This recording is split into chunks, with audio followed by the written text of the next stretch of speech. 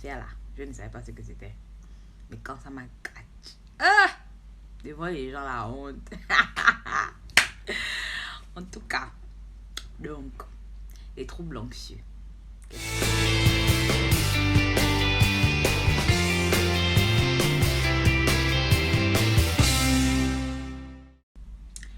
Bonjour, bonjour, namaste and welcome back to the Woman's Corner. Aujourd'hui, j'ai envie de faire quelque chose de différent. Aujourd'hui, j'ai envie de parler avec vous. Aujourd'hui, j'ai envie de converser et surtout partager.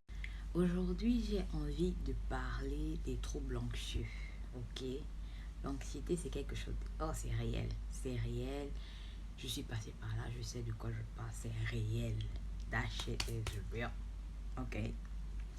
Je me rappelle la première... Bon, pas la première fois. La deuxième fois que j'ai eu recours à un psychologue, c'était à cause des troubles anxieux. Oh! J'arrivais pas à être dans un milieu où il y a plusieurs personnes sans paniquer, j'avais des paniques attaques bizarres. Je suis dans le bus, je commence à m'étouffer. Au début, je pensais que c'était des crises d'asthme ou bien c'est juste que je n'aime pas être au milieu des gens. J'ai jamais aimé être au milieu des gens. Mais bon, l'affaire là, je ne savais pas ce que c'était. Mais quand ça m'a catch, devant les gens, la honte. En tout cas, donc, les troubles anxieux. Qu'est-ce que c'est? Déjà, il faut comprendre que les troubles anxieux, c'est quelque chose de normal, ok? Chacun d'entre nous passera par là, est passé par là, ou je sais pas. En fait, c'est un must. Tu dois passer par là parce que c'est un peu, comment dire, j'ai l'impression que c'est une émotion en fait qui te ramène souvent à la réalité. Moi, c'est comme ça que j'ai vu ça. Parce que je me rappelle les premiers troubles d'anxiété que j'ai eu, c'est lorsque j'ai perdu ma maman. J'avais tu vois, du stress normal et tout. Mais quand j'ai eu vraiment des troubles, les paniques ils ont appelé ça comment? Ils ont appelé ça un stress post-traumatique ou un truc comme ça. I don't even know. Mais en tout cas, c'est quelque chose de réel. Moi, je prenais ça comme... yeah. Mais c'est quand j'arrivais plus à être au milieu des gens que j'ai compris que c'était fort. C'était... en gros, tu es angoissé, tu as des phobies bizarres. Moi, j'avais des craintes irrationnelles. J'avais peur que le bus dans lequel je suis, par exemple, s'arrête et puis quelqu'un, un homme à main armée, entre dans le bus et puis nous tire dessus. Sérieusement, dans la Chine, là. Tu vas voir ça aussi sur la télé.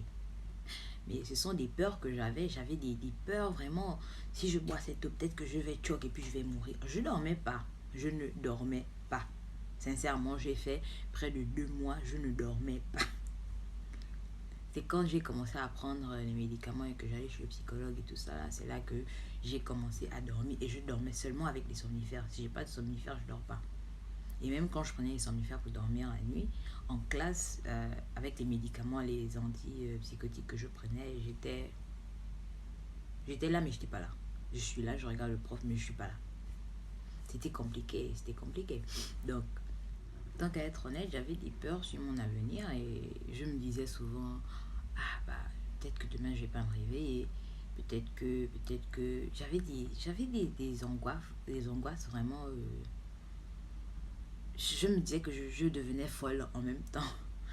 J'avais tellement de choses qui se passaient dans ma tête. Tu vois, tu te lèves et tu te dis, ah non, mais maintenant j'ai plus ma mère. Qu'est-ce que je vais devenir? Qu'est-ce que je vais faire? Et si, et si, et si? Et maintenant, et si, et si? En fait, plus je me posais des questions sur mon avenir, plus j'avais du mal à affronter la réalité du monde. Pour moi, le monde s'arrêtait ce même jour-là. Pour moi, c'est comme s'il n'y avait pas de lendemain. J'avais pas de, comment dire, d'autre option. J'ai plus de mère, j'ai plus de vie. C'était ça pour moi. Et puis je me rappelle l'épisode qui m'a interpellée. C'est la première fois que je suis sortie. Non, c'était la deuxième fois que je sortais après le décès de ma maman. Je partais à l'école. Donc, je suis sur mon chemin de l'aller. Je suis seule sur le chemin parce que faisait quoi, 5h, 6h, un truc comme ça, je me rappelle plus. Mais c'était vraiment tôt. Et c'est l'hiver, tu vois, pendant l'hiver, il n'y a pas trop de gens qui vont à l'école à cette heure-là, moi, je vais à l'école et tout. À mon retour, ouf, il y avait des élèves qui partaient à la cantine et tout ça. Et à ce moment-là, c'est comme si j'entendais toutes les voix dans ma tête. C'est-à-dire, toutes ces personnes-là, c'est comme si j'entendais toutes leurs voix dans ma tête. J'ai failli m'évanouir en pleine route. Les gens me regardaient, j'ai commencé à pleurer. J'ai commencé à pleurer et je marchais, je marchais, je marchais. Jusqu'à ce que j'arrive ici, dans ma chambre. Et je suis venue, je me suis enfermée dans ma chambre. Et je pense que c'est à ce moment-là que j'ai parlé avec mes profs et puis je leur ai dit que ça va pas. Il y a quelque chose qui va pas. Je dors pas, j'ai des paniques bizarres et tout. Et quand je suis allée chez le psychologue, je pense que c'était ma deuxième fois que j'allais chez le psychologue et tout. Et il m'a donné des médicaments. I was like, yeah, I'm not gonna take this. Mais je me suis retrouvée au milieu de la nuit. Bon, c'était pas la nuit, hein, c'était 4 heures, il fait déjà le jour ici. Et je me suis dit, bon, merde, je les prends, j'ai pas le choix. C'est ça ou bien j'aurais pas une vie normale après. J'ai commencé à les prendre et tout. Et ça allait mieux parce que je me suis même rendu compte à un moment que je ne pensais pas, je ne pensais plus. J'arrivais pas à réfléchir, genre, voilà. Parce que je suis quelqu'un, je réfléchis beaucoup. Tout ce que je fais, donc, je suis une personne qui réfléchit beaucoup. Si je vois une chose ou quelqu'un, il me faut réfléchir, tu vois, analyser et tout ça là. Et j'arrivais plus à le faire. Et ça m'a vraiment ouvert les yeux et fait comprendre en fait que bah, je n'étais plus moi-même. Il fallait que j'arrête de prendre ces médicaments. Et puis, j'ai arrêté. Ça m'a aidé, franchement, ça m'a aidé parce que avant que je prenne les médicaments là, La Fontaine, c'était ça mon nom. Je parle avec quelqu'un là, oh maman, tu es forte et tout ça. Papa, quand je raccroche là, La Fontaine, je pleurais. Tout ce que je faisais, je pleurais. Je mange, je pleure. Je suis là en train de parler avec quelqu'un. Si je suis en train de te texter, il faut savoir que je pleure. Mais ça m'a vraiment aidé. Et puis, après ça, j'ai commencé à essayer un peu d'être au milieu des gens. J'ai essayé d'être au milieu d'une personne, 2 personnes, 3 personnes. J'arrive pas. Mais bon, c'est déjà ça. Donc, je pense que c'est tout ce que j'avais aujourd'hui. Et il faut savoir que les troubles anxieux sont souvent associés aux troubles obsessionnels compulsifs, les troubles associés aussi aux troubles traumatiques, donc tout ce qui est post-traumatique, blablabla. C'est bon de pouvoir rattraper son stress très vite parce que quand tu n'attrapes pas ton stress très vite, c'est-à-dire tu n'apprends pas à gérer ton stress. Quand tu l'as, ça crée, ça c'est une boule de neige en fait, voilà, ça crée une dépression qui peut créer autre chose, etc., etc. Donc il faut apprendre à savoir gérer son, même avec les enfants, il faut leur apprendre à savoir gérer leur stress quand ils sont petits.